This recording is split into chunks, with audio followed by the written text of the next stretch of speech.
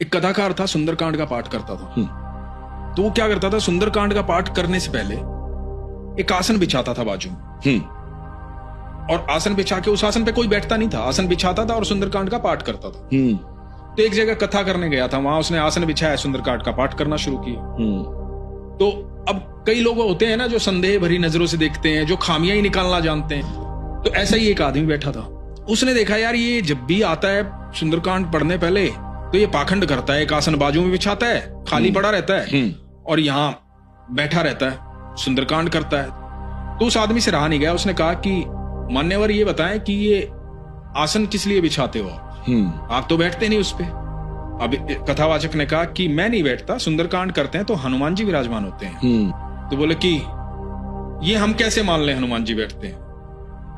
बोले आज तो कथा समाप्त हो गई है, तो कल जब आसन बिछाऊंगा तो हनुमान जी विराजमान होंगे। तो बोले कि ये हम कैसे मान लें, कल आप साबित करके बताओगे। उसने भगवान पर भरोसा करके, हनुमान जी पर भरोसा करके उसने कहा कि ठीक है।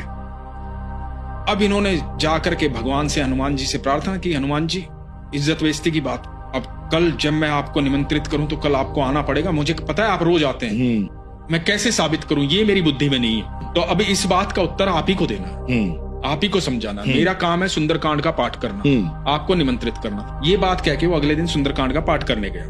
वो आदमी आया था, इंतजार में था, उस आदमी के साथ साथ बाकी लोग भी इंतजार में थे। उसने आसन बिछाया कथावाचक ने, और हनुमान जी को निमंत्रित किया और सुंदरकांड का पाठ शुरू किया। तो अब सुंदरकांड का पाठ जब खत्म होने वाला था तो उस आदमी ने पूछा कि भाई वो हनुमान जी बैठे हैं अभी? तो इसने बड़े विश्वास से कहा कि हाँ बैठे हैं। कैसे माने बैठे हैं? बोला यही बैठे हैं हनुमान जी। बोला लेकिन कैसे माने बैठे हैं? बोला आसन उठाओ आकर के देखो। अब इसने कह तो दिया, ये बात कहलवा रहे थे हनुमान जी, इसकी तो क्षमता नहीं थी इतनी। अब पारस भाई वो आदमी आया और उसने आसन को छेड़ा, आसन नहीं हिला।